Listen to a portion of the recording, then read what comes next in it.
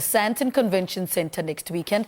The wine show promises a great selection of wines under one roof, a time to muse through a myriad of varietals and cuvées, and to please the palate while mingling with winemakers. Now tell us more about the event, which is celebrating its 16th year. We're joined by South Africa Wine Authority and Director of the largest consumer wine show in South Africa, Winex, Michael Fridjhon. Good morning, welcome to Morning Live. Hi, good morning to you. Let's talk about Winex and what inspired its establishment all those 16 years ago.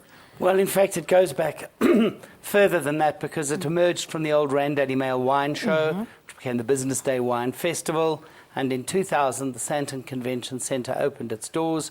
RMB took over the headline sponsorship and it became Winex. And in very little time, the industry embraced it as the perfect opportunity to showcase their wines to the largest audience for South African wine in the world, which is Johannesburg.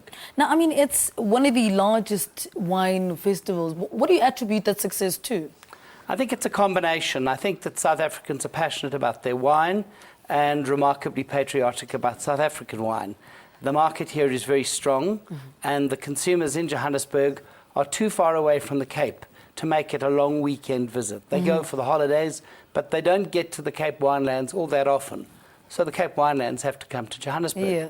And when they do, the people turn out in their numbers and have this extraordinary opportunity of tasting hundreds of wines, meeting the winemakers, engaging with them, learning about the latest developments, and at the same time, having a wonderful time. Yeah. Let's talk about what's on the lineup this year. I mentioned it a little bit in the intro about, artist-proof studios. Why mix all those activities up?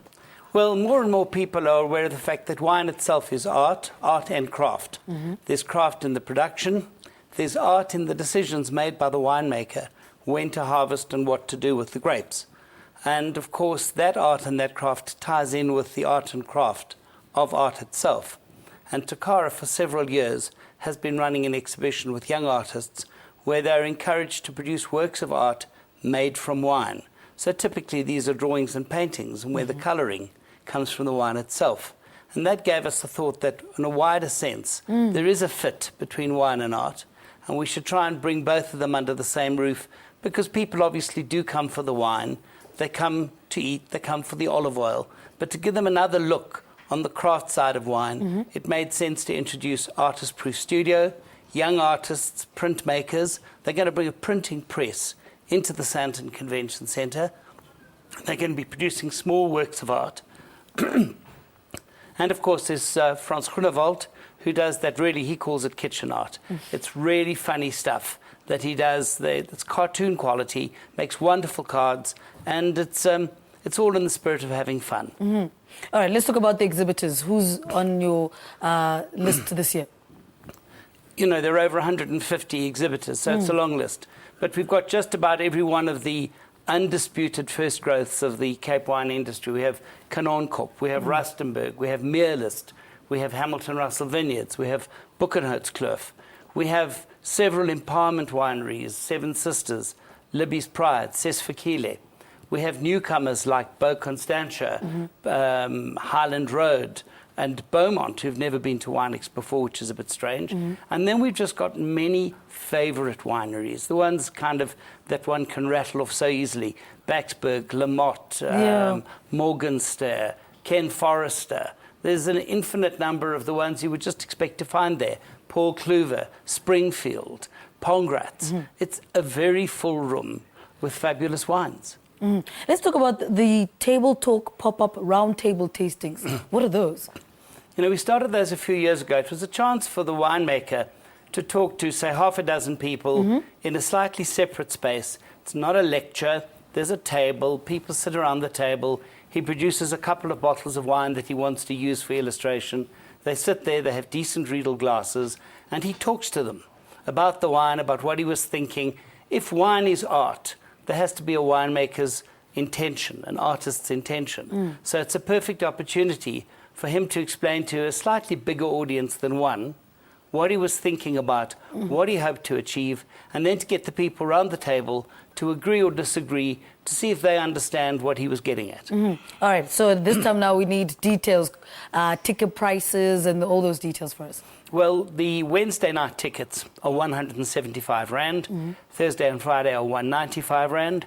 They're available through CompuTicket or at the door. We run from 5 o'clock till 9 o'clock. And this is fantastic news. The Gautrain has extended its hours. Okay. You know, we're very keen to discourage people from sampling and then driving. Yes. So sure, Uber is there in force. But to know that the Gautrain is going to be leaving after closing time, and I've got their new schedules, the latest departure from Sandton to Park Station will go to 22:40. Okay. So people have got time to go out and actually have something to eat. To Hatfield, it's 22:08, so that's after 10 o'clock. And to Rhodesfield, it's just before 10 o'clock at 21:58. So the Gautrain has put on 3 later than normal trains to help people get safely home. Of course, it's the end of eco-mobility. There is so much parking in the Sandton area that people will not recognize it. So they can come and park.